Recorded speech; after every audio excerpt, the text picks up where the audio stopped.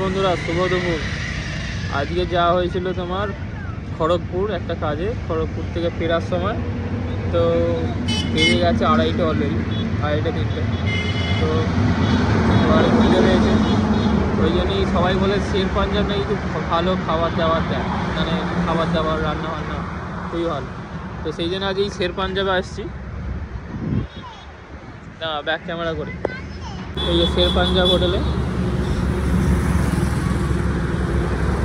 এবার গিয়ে দেখি কীরকম কী খাবার দাবার, তারপর তোমাদের দেখাচ্ছি।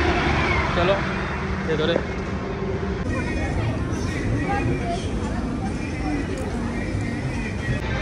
এখানে আবার কী হয়েছে, যাদের নাম লেখাতে হবে ভেতরে বসে খেতে গেলে। তো ভেতরে বসে খেতে গেলে নাম লেখাতে হবে, নাম লেখানো হলো।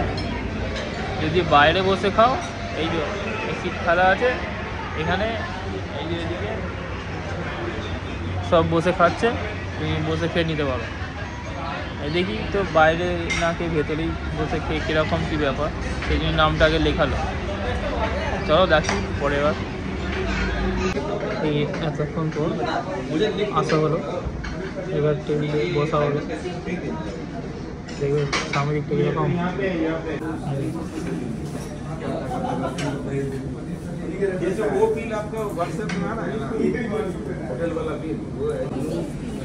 কোলাঘাট কলকাতা, এই যে বই, এই মেনু কার্ড, এই যে পোলাও হচ্ছে,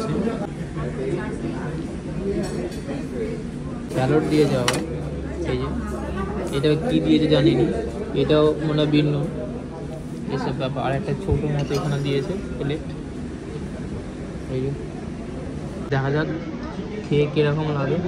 শের পাঞ্জাবি হোটেল নাকি খুব ভালো খাবার দাবার করে।